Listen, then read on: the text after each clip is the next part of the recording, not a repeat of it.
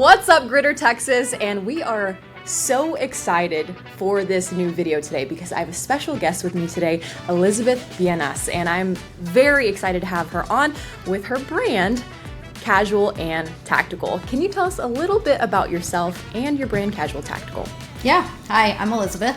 I'm a writer in the gun industry, and I have been carrying concealed for over 15 years now, shooting for about 20, and I started Casual and Tactical 7 years ago when I was transitioning from off-body carry to on-body carry, and I was trying to figure out how to do that. My husband had carried for a long time, and he couldn't really help me because, you know, he just wears the same jeans and like some kind of shirt every day. For sure. So I was trying to find information online and really only found a little bit of information that took me a long time to find. So I was like, hey, why don't I kind of document my journey here? Mm-hmm. And I didn't think it would be anything, and then it turned into a thing. Hey, that's how the magic happens, right? Is sometimes you just follow your heart and the magic pops out after that. So you've been shooting for over 15 years, is that correct? About 20 years, yeah. Wow, that's amazing. How did you get started in shooting? My husband. So my husband, we have been together for 26 years, and he was in the Marine Corps. And when he got out of the Marine Corps, he was getting ready to buy his first, civilian firearm, and he did that, and he asked me to go to the range with him, like a date night thing. I really didn't care about guns either way. I wasn't anti-gun, I wasn't pro-gun. I didn't grow up with guns. There were guns around, but I grew up as a daughter in an Italian family, and guns were, my brothers shot guns, and that opportunity wasn't given to me. So I went with him as one of those things that you do for your marriage, and I liked it immediately. So it kind of became a thing that we did together. But I would say for about the first 10 years, it was very, we would go to the range together, and he was very interested in it, and I really wasn't. I enjoyed it, but I wasn't really interested in it outside of going to the range. And then kind of this thing kicked off, and things changed after that. Gotcha. That's amazing. And you know what? I'm about to get married myself, so Congratulations. Thank you very much. I'm excited to start that journey, and hopefully I can be the one that can share this firearms journey with my fiance. So I'm excited in that front as well. So as far as Casual and Tactical, how did that get started, and what inspired you to really pave the way for women in your brand?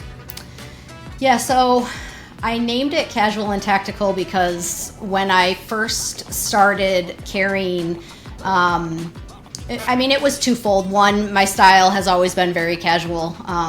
Since a kid playing sports, I was like way ahead of the athleisure trend. It's kind of what you'll see me in, and I've been self-employed a long time, and my office is, here in my home, and so that's how I dress pretty much, 99% of the time. But for me, like I said, I really wasn't even into guns when I started this thing. I started carrying purely for self-defense, and I wanted, my interest in guns went as far as finding a gun to carry that I was comfortable with and that I could shoot. And beyond that, I really didn't care about guns. So who I was targeting were women like me who wanted to get into this, and they wanted to protect themselves, and they wanted to protect their kids and that, but they didn't really want to go down that whole road. So the Casual and Tactical was kind of tongue in cheek, right, where you could be both. You could be someone who carries concealed but not be someone who is like full bore into guns. A lot of that has changed for me over the last 7 years, but I believe that is still the type of woman that is attracted to my content. So I, have kind of stuck with that name over the years. That's awesome. And you know what? That's how I found your content. I mean, as we speak, I am new to this industry actually, and I've really only been shooting for about roughly 3 years. But this was the year that I really got a little bit deeper into the shooting, and so then I found your page, and it was a huge inspiration for me as a young lady, because I'm trying to find ways, how can I involve myself into this world a little bit more into my daily life. And it was really cool to see you just like, hey, it doesn't need to be this tactical, crazy, geared out, super, intense thing. It can be just daily life, and I love that. And I was looking for ways to everyday carry, and you made it seem as if it's accessible to every woman, and I love that about your content. Yeah, thank you. I appreciate that, and that's exactly what I was trying to. You're exactly the person that I was trying to help. So yes. Well, we need more women out there really leading the forefront like you are. So thank you for that. And you know what? Balling off of that, your brand is about concealed carry, also self-defense, and then also it blends in that lifestyle like we talked about. How do you balance the education portion, the mindset portion, and style in your approach? Well, I think it came very organically at the beginning because, like I said, I genuinely just wasn't interested in the, real tactical portion of that. I was generally just a person who was learning to carry and documenting that journey, and I knew some things, but I didn't know everything. So my page to begin with was as much giving advice based on what I had learned as it was soliciting advice from others. So at the beginning, it was just pretty easy to do that. A lot has changed about my page over the last 7 years, my work in the industry and that sort of thing. So now I think, because I started that way, it's not that difficult to balance it, from a pure marketing standpoint, which is, my background, the style and the shoes and the quirks and the, funny stuff that's how you get people in the door, right? So as much as I am genuinely like doing this, I understand marketing, and like, I know that I'm getting people in the door to talk about what is a very polarizing topic. 100%. So it's not, it would be very easy for me to go on and, sell somebody a pair of jeans that I like, or a pair of sneakers, or that sort of thing, right? But when you get to my page, like, you're getting a message that you may not want to hear, you may not agree with. People have told you is wrong, and that sort of thing. So I think one thing that has really helped, that I have tried to be, on camera and off camera, I'm almost exactly the same person, and I've heard that a lot meeting people at events and things like that. So feels more natural that way, where I'm just kind of like hopping on there, and it's what I would say to you in person, is the same that I say on my videos and that. And you know what? It comes through extremely genuine. And I think that's important to women, especially for me when I first kind of started trying to figure out and navigate, how do I even start? It was extremely intimidating to really only see men. And then it was like, well, this is kind of our thing and you're not invited. And that was kind of the vibe that, sometimes you get, right? And especially if you're a total newbie young lady, it's intimidating. And I think when you see somebody who has done it for a long time and is extremely genuine, I think that is inviting for young ladies, and it gives them a safe place to turn to and be like, you know what, there are other people out there who are doing it, and they're doing it on a really high level, and it doesn't have to be that scary. These are real people. These aren't, people who are going on the battlefield every day. It's, just somebody who is walking around just like me. So I think getting that message across is really important, and you do a really good job at it. Thank you. I appreciate it. Absolutely. So your content dives into the practical topics like holster options, off-body carry, and safety fundamentals. How do you translate technical info into accessible guidance for women who are beginners like myself? Yeah, I just try to remember what it was like for me as a beginner. And, look, I'm not a technical person at all. I am your typical creative artist kid, who went into business and now is a writer. I am married to an aerospace engineer who is brilliant. I'm partial to him, but he is genuinely brilliant. And so he has helped me a lot with the technical stuff. But I'm not really interested in that outside of safety and that sort of thing. So I think it's easy for me. He's done a great job of explaining things to me in a way that I understand, where then I think I can take that and explain it, to women. In a way. And there are many technical women out there, and there's plenty of places that they can go for like that deep dive information. But I just find that my target market, they are typically in a time in life where they don't have a lot of extra time. They're either at an age where they're starting their career, or they're having kids, or they're doing both.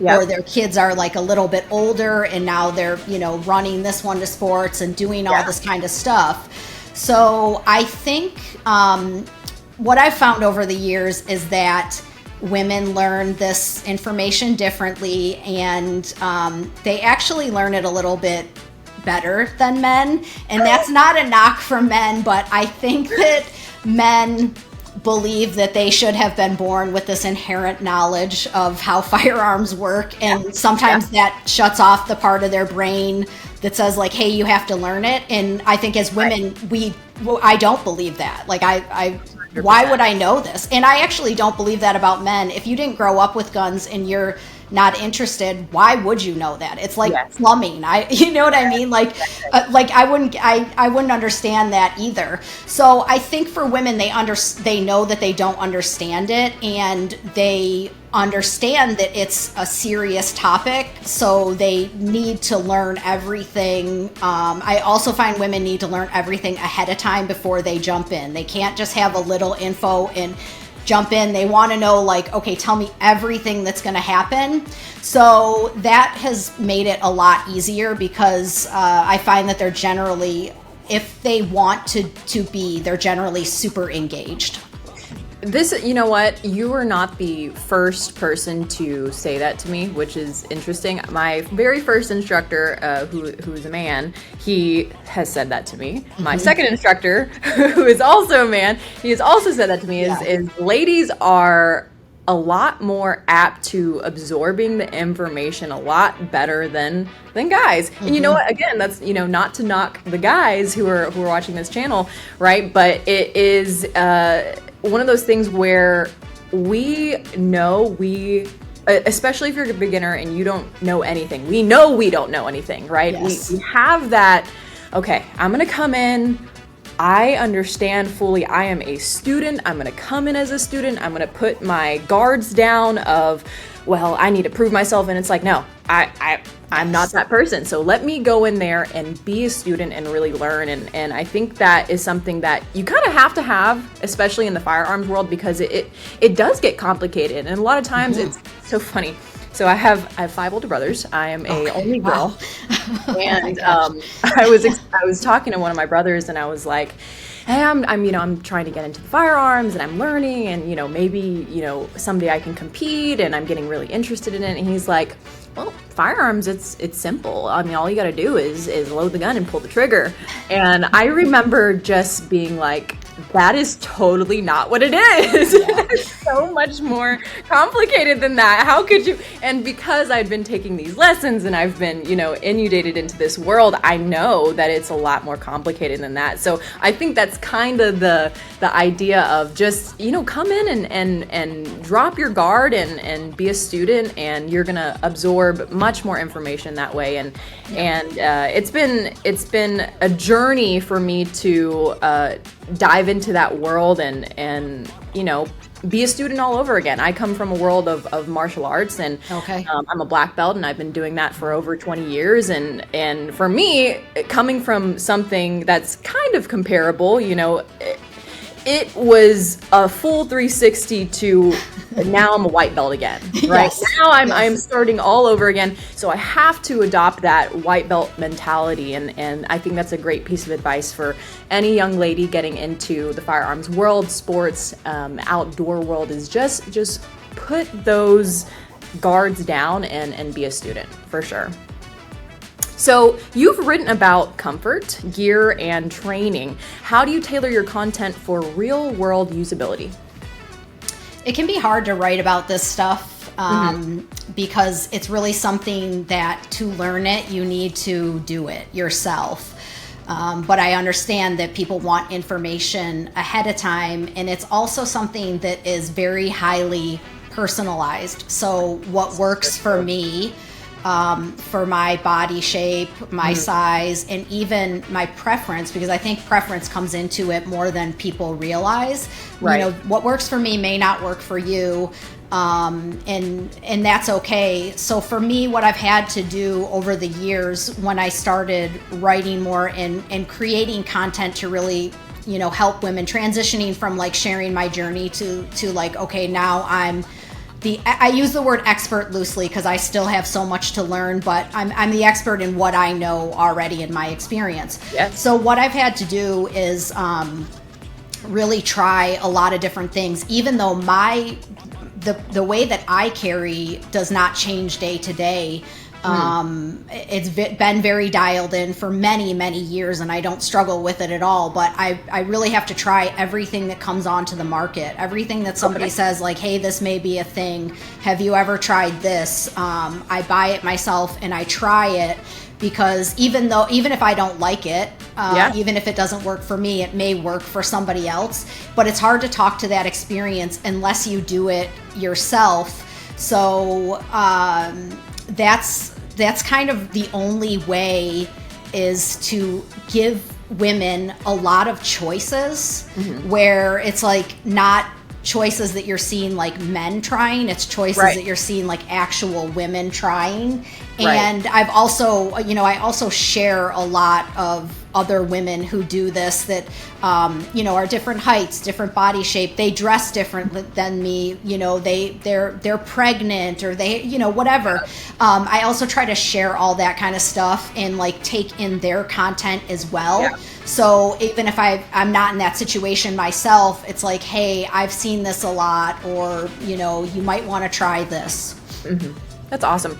And I think it's important, just like you mentioned, to have those different options, because women are just kind of like that. We want options. We wear so many different outfits, and like kind of like you said, men, it's like, okay, well, I wear pants and a t-shirt, and that's kind of the end of the story. And so it becomes a little bit simpler. But when you're a lady looking to, okay, maybe I want to wear a dress one day, and maybe I am pregnant, and maybe I just don't like to carry on my body. Maybe I want to carry a bag. Maybe, you know, it's having those options, and like you said, trying them out is super important. And that's where the aspect of training is going to come in, right? Is where you want to try those things in person, in real time. You can only really talk about it and read about it and see it so much until you go, okay, I need to go try this for myself. Yeah, I agree. And you know, from when I started carrying over 15 years ago, the choices are like exponential now. I mean, there was nothing to carry, including micro compacts, you know, subcompacts. Like I waited for the release of the Ruger LC9 because I wanted a small 9mm, and there were no small 9mm, like hardly any, you know. It was like the worst gun that I ever bought in my life. It still sits in my safe today. But just stuff like that, like we didn't have choices back then. So it's been kind of cool for me to try things, and there's definitely things that I have been like, oh wow, I would have not, you know, purchased this, but I really like this. But really what I'm trying to get at is like what there's kind of a lot of crap on the market too, and I'm trying to get it like, okay, what's the crap, what's the unsafe stuff, because I you know, buy it all myself, so I'll say whatever I want, particularly when it comes to safety. So I can kind of shortcut that, because I had at the beginning spent, I don't know, probably $700 on holsters and things. And that's like literally not an exaggeration. And I know not everybody's in that position, and I don't think anybody should do that. That was like ridiculous. But that's what it took for me to find it. And so I'm trying to kind of shortcut that, where I want to give you options, but I want them to be valid options. So maybe it's like 3 options versus, 25, and 20 of them are just genuinely shouldn't even be sold. You know what? I like that a lot because, again, especially for a beginner, somebody who is coming into this space, not really having any information, that's important because, like I said, young ladies, it's like, oh, I want all these options, but then you can get, almost like option blindness. It's like, there's so many options that I don't know where to go. So going to somebody like your channel and your Instagram, it's a place where you can have those valid answers, and somebody who has tried it, has done it, and it's like, okay, you know what? I trust Elizabeth, and I know where I can go for some good information. She's gonna give me the real deal and kind of lower those options, and that way you guys know where to go now. You guys know where to find your information on gear and also safety and education, and that way you're not so muddled down by all these options. And then again, guys, it's always going to come down to training, right? Get in there and use these things and find out for yourself. Just like Elizabeth said, it's going to be going down to your preference and what feels good for you at the end of the day. So what is the most common misconception about concealed carry, and how do you break down that myth in your training and education? Yeah, I think for women particularly, it is that guns just go off when really prompted. Yeah, that's what I hear. That's what I hear most. I spend a lot of time in DMs on my account over the last 7 years. I do have a lot of interaction in comments, but my interaction, what you see in comments, it's 300 times in my inbox, and I'm not exaggerating. Oh. So I find that women like to talk about this privately, especially when they're just starting. Women who have been into it, they're happy to comment and like help other women out. Women who are just starting, who maybe don't have a network, of support around them, they are talking, primarily in private message. And what I mostly hear is that, they've kind of been fed the line by the media, by Hollywood, by other uneducated people, that a gun will just go off. So they don't understand that a firearm in, Kydex holster with hard trigger protection is essentially inert. I know we have some cases where that's not the case, but it is essentially inert. And so I think what happens is that sometimes women jump to the concealed carry part before they have the education part around firearms, right? So they have jumped over, they haven't taken an initial beginner class, they don't understand how firearms inherently work, but they have this desire to carry and protect themselves and protect their kids, and that is valid. But because they don't understand how firearms work, they're scared of them. And again, that is valid. Like, we're talking about a serious thing that could turn into be very dangerous. Right. So I tell them the same thing, that this is how it was for me when I started carrying. Was my husband literally sat me down at our dining room table, and he showed me how to disassemble a firearm, and he showed me how to assemble it, and then he showed me and explain to me, here's what happens when you do X, here's what happens when you do Y. And even being a non-technical person, I understood it is very simplistic in nature. It's serious, but it's very simplistic in nature. And once I understood that was when it clicked for me, that I was like, okay, I can attach this thing to my body and feel okay doing that. So I think for women, especially women with kids, it's a valid concern. They're holding babies, they're picking up toddlers. Kids are pawing at their waist all the time, and I think that they are concerned. And the other part of that I hear a lot is this myth that has been perpetuated by the media for so many years, that if you have a firearm in your house, or if you have a firearm on you, you are 75% more likely to have it used against you. That every time you see the statistic, they make up some other number, and the reality is it's purely made up because it's simply not true. Wow. So I think that's twofold. They're essentially scared of guns. Yep. Which a healthy fear is a healthy fear. I get that, but they're scared of it because they don't understand how they work. You know what? The gun going off, I can sympathize with it, but it's actually my first time hearing that. And it's important to understand that because I'm in a space where I'm talking about firearms and I'm advocating for firearms and concealed carry. And it's important to understand the fears that go on and also the misconceptions, because maybe something that might not be a fear for me might be something that another young lady does fear. And it's important to have that dialogue going on. That way it's valid. You know, we want to make sure that is known, that it is valid, and we have these conversations about it so that we can dismantle those fears at the same time. Yeah, for sure. So what are your top 3 concealed carry essentials for daily life, and as far as comfort to gear functionality? Well, I think the main thing is that you need to have some setup, whatever your setup is, that's safe, but also that you will be inspired to wear every single time you leave the house, right? If you have an uncomfortable setup where, you know, you put it on and by the time you get to your car and sit down, you're already like, God, I wish I never did this. You know, I wish I never put this thing on.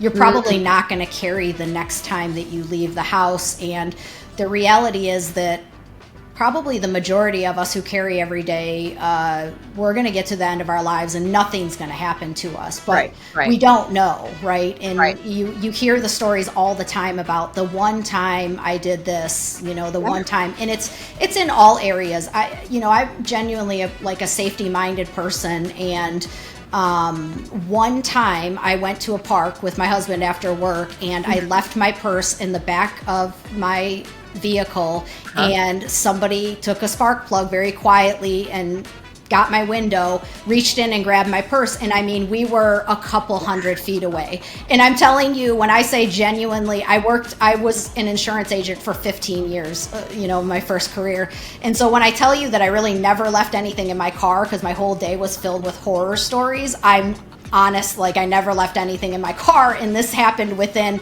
20 minutes, So not a very serious thing, but a serious thing of like the one time I went out and some man approached me or somebody tried to take my purse or whatever it is. So it has to be something where you will, be inspired to do that every day.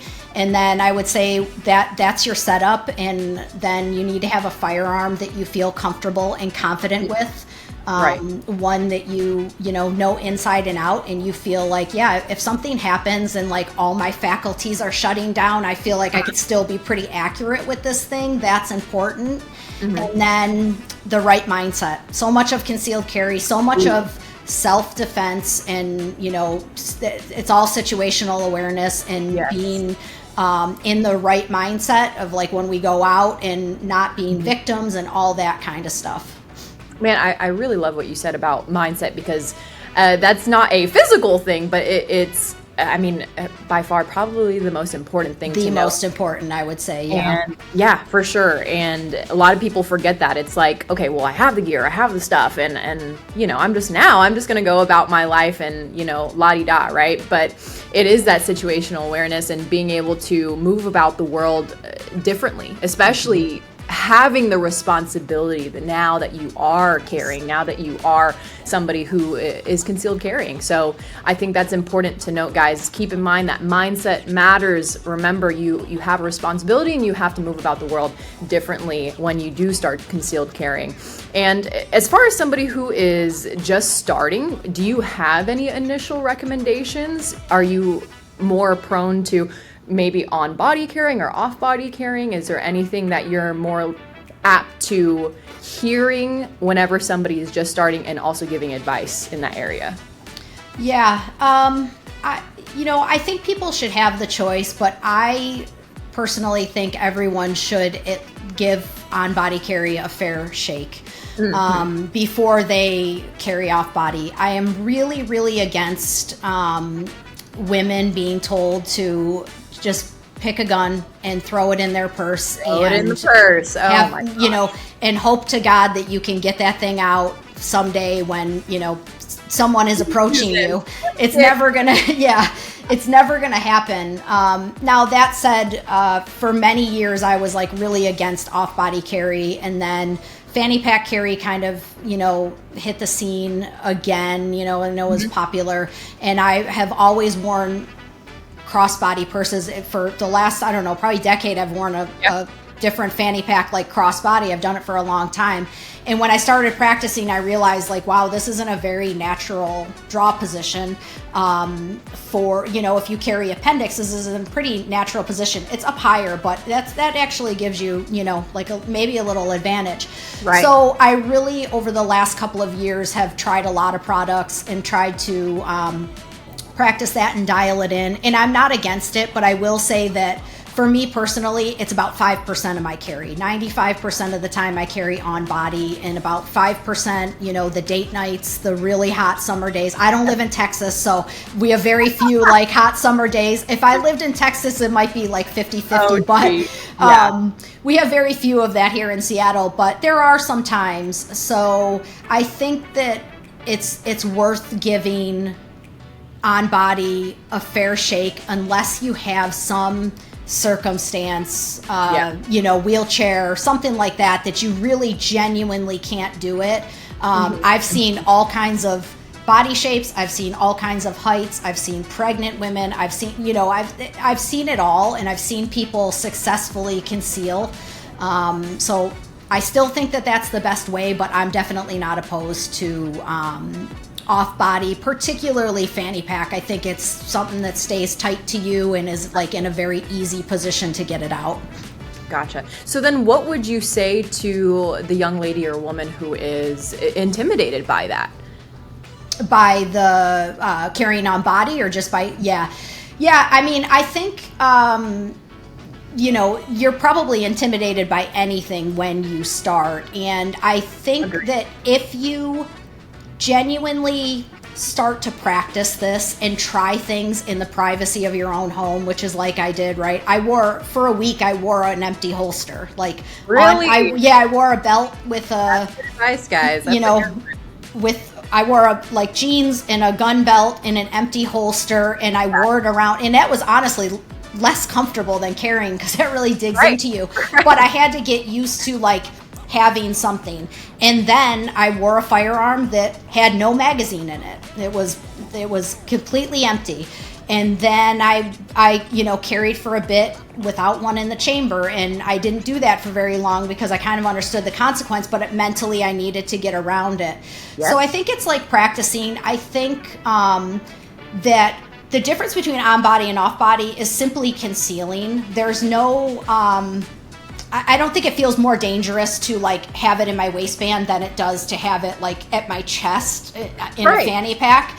But you don't know that if you're new, and you don't know that if you don't try it. So, you know, I would say try both. I think both are acceptable. I know a lot of people disagree with this, but I still stand by my thought that off-body carry is an advanced skill. I don't believe off-body carry is a very beginner skill, and I understand how that sounds when you're, you know, thinking about like clearing a garment and drawing and that sort of thing, but it's much different, because when you are carrying on body, that firearm is staying in relatively the same spot no matter what you do. You can jump up and down, and if you have good gear, you can, you know, you can bend over, you can do all that kind of stuff. Even a fanny pack worn very close to the body, you know, mine slips down. I find myself, you know, I'm yanking because I'm conscious of it and aware. If you're new and you don't understand that, you're probably not doing that. So you've been practicing like here, and something happens and you go and it's down here. It's like that stuff makes a huge difference. So you know, to me, it's an advanced skill that you can learn after on body. That's ideally how I'd love to see it go for people. You know what? I totally agree. And my partner and I, Josh, who runs this channel with me, we did a experiment with which is faster, on body or off body carry. And right now, my main source of carrying is off body. And he was like, all right, I'm going to put you to the test and we're going to challenge that off body carry. And I totally agree. It is a much more difficult skill set to adapt to than on body carry. And you have to do what you train. You know, you have to go about your daily life what you are training. If you're not training that, it's going to be very difficult, like you said, to go from this and maybe it's down here or the opposite. You have to do with what you're training. And again, I have found that it is much more difficult to get to that off-body carry option. And then sometimes because, okay, let's say it's in a bag, let's say it's in a sling bag, or what if at one point, okay, I'm going to put it over my shoulder, just walking to the car casually. Okay, I'm not going to put it in the spot that I should have it. All those little intricacies are going to matter at the end of the day, where you reach. I just did a drill with Josh as well last week where when I first started shooting, I would put my spare mags into my pants. I would put it into like a pant leg. Yeah. And then I started using a mag carrier. So then I had it on my belt and along with my firearm. And when when I went to do this drill and it was a reload drill, I grabbed for my pant leg instead of where my mag carrier was. And that was super. And again, this is why training matters, guys, because you figure out those weak points in training when you're doing it in real time. And that's not something that I would have wanted to figure out if it had come down to that moment. It's good that those things are happening in training so that, okay, you know what, I can expose that within myself that I need to work on, and I know what I need to change and rep. Yeah, it's much easier to keep track of it when it's on your body as well. I mean, when you're out and that sort of thing. I remember a couple of years ago when fanny packs were really, like, they were making specific concealed carry fanny packs, and I was like, well, I've got to start trying some of these. So I, rounded some up and I started carrying that way, like outside of the house, which was not normal for me. And I remember the first time I woke up at 3 o'clock in the morning and I realized that I had left my firearm in my fanny pack downstairs. And in our house, we have a lot of processes with the way that we treat gear in our house because there are two of us, who are carrying. So we have processes of like when we come home and we unload our firearms and that sort of stuff, so that we know that we always check condition, but we know condition of firearms in our house. It's just something we've always done, and we specifically talk about and set a plan. So one of our processes is that we bring our carry firearms upstairs to our bedroom. We keep most things in the safe, but we don't have kids here. So our carry firearms go up in our bedroom and they go on our nightstand, and then we wake up and then we have them. And I woke up at 3 o'clock in the morning and I was like, I didn't do something, and I realized nothing happened. Had somebody come in my house, they would have had very easy access to that right away. But I remembered that something that I had been doing for well over a decade, it took one day for me to lose track of that. As somebody who does this and is conscious and has kind of made a job out of it, it took me one day. So I think about people. I don't have kids. I work from home. I'm not going out. So I think about people who have very chaotic lives and they've got a lot of things to think about, and they have not been doing this for very long. It would be very simple for them to lose track of that because you don't have that. Like, I didn't have that process of like, okay, I'm home and I want to get this thing off of me, because you do. You have that. It's not, it's not that comfortable compared to not doing it. Okay, I'm going through. I didn't have that, and it took only one day for that. Man, that's wild. And also it's that sense of touch, right? Yes. And I teach this a lot in martial arts, is if you don't feel your hands on your jaw, they're not there. Right? It's the same thing, you can feel that firearm against your body, and then that sense of touch is a totally different feel than that off-body carry, for sure. So it's interesting, the habits and things that we have to create around the firearm and how we carry and what we do in our everyday lives, and how it's all very important. And again, it's taking that responsibility. And another question for you. In your words, what's empowerment beyond gear and training? How should it feel and look in everyday life? So I think it's mindset, and I think it's understanding that you will not start this with confidence, but confidence can be built through experience. I think, a lot of women struggle with mindset because part of it is biological and part of it is conditioning, where we just don't think about things the same way that men do when they're out, right? Men are biologically protectors, and they're thinking, they're out. And I think men know inherently that if something happens, like, they have a violence switch that they will be fine turning on, because if it's me against them, they're like, hey, you're not touching my family, like, you're not doing anything to me. Women aren't born with that. And I think, conditioning tells them, like, be polite, be nice, and all that kind of stuff. So I think there's some mindset things for women to get around, but really just to acknowledge that they're capable of doing this. They're capable of protecting themselves. They're capable of learning all this kind of stuff. And if they're not confident right now, that's okay. Experience and repetition will bring that to them. I like that. I love that. And I totally agree, man. That aspect of mindset around protecting yourself, like you said, it's conditioning, right? A lot of my very first instructor, he explained to me, a lot of people will come in here and want to learn and, talk about, well, if this person did this, I'll do this. And if somebody did this, I'd do this. But how many people in reality have really trained and, again, gotten that conditioning and the repetitious work that comes with it to actually pull that trigger when the time is needed, right? And that could be a metaphor for a lot of different things. It doesn't have to be an actual gun. It could be, pepper spray. It could be, just getting to a different self-defense tool. It could be getting out of there as fast as you can, right? That takes that training and that repetitious work. And again, I agree. It starts with the mindset for sure. So I love what you said. It's awesome. Yeah. And very lastly, thank you so much again for all the knowledge you have imbued upon me. But what is one quote or mantra you live by, or some words of wisdom you'd like to share? I would just say, particularly speaking to women, just to remember that your instincts are there for a reason. If something doesn't feel right, if it doesn't seem right, it probably isn't. And I think if the worst thing that happens is that you've overreacted and you feel a little bit embarrassed because everything is fine, that's way better than the alternative. Yes. So I would really just challenge women to kind of buck that conditioning of feeling the need to be polite, to diffuse a situation, or to ignore their instincts because, like, nobody would ever why would anybody ever do anything to me, or like nothing happens in this area, or whatever it is that tells them to kind of shut off that instinct. It's there for a reason. And 9 times out of 10, if a situation doesn't seem right, if a person doesn't seem right, they're probably not.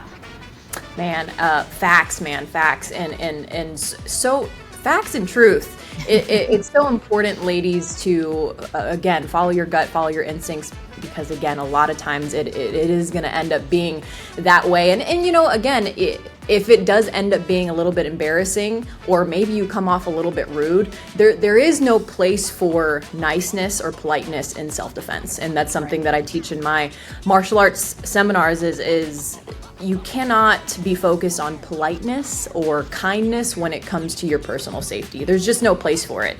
And, I would much rather get my distance and come off a little bit rude than to, okay, well, I'm going to save this person's feelings, or and it's like, what if that person doesn't care about your feelings, and you have stranger. That's right. Yeah, that's right. And again, that goes down to conditioning as women. We get so often is like, oh, well, if you're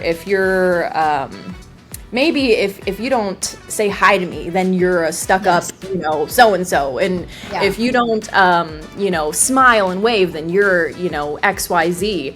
And we hear that so often, and it's pushed in the media, and it's pushed on social media now, and and just the way that women are portrayed in general. It's you have to be pretty, perfect, and polite. And there's just no place for that in self-defense, and I wholeheartedly agree, man, facts. So that's awesome. Just to reiterate that is, get your mindset, get your situational awareness down, and again, there is no politeness in self-defense, ladies. So, right. Elizabeth, thank you so much. This was thank you for having me. Oh my gosh, 100%. Man, this was amazing, and I think you've dropped so many knowledge bombs on the Gritr Texas fam, and I think the young ladies out there are gonna thank you. And if you guys aren't following Elizabeth already, make sure that you guys give her a follow. Elizabeth, would you share with us your channels and also your Instagram? Yeah, so my Instagram is @casualandtactical. It's the same on YouTube. And my TikTok is Real Casual and Tactical, because somebody took my name a while ago. Oh no! Yeah, but those are the main places. And then my website is Casual and Tactical. You can find my blog is there, and there are links to all the articles I've written in the industry, and pretty much any information that you're looking for is on there as well. Man, I love it. Man, guys, again, if you are somebody who is a beginner, if you are somebody who really is looking for truth and knowledge bombs about firearms and also just the space in general, concealed carry, education around it, make sure you check out Elizabeth and all her channels. Give her a follow and comment below that you were sent there from Gritr, Texas. Elizabeth, it was such a pleasure. Thank you so much, and hopefully we'll see you again on the channel. Thank you. Yeah, I appreciate you guys.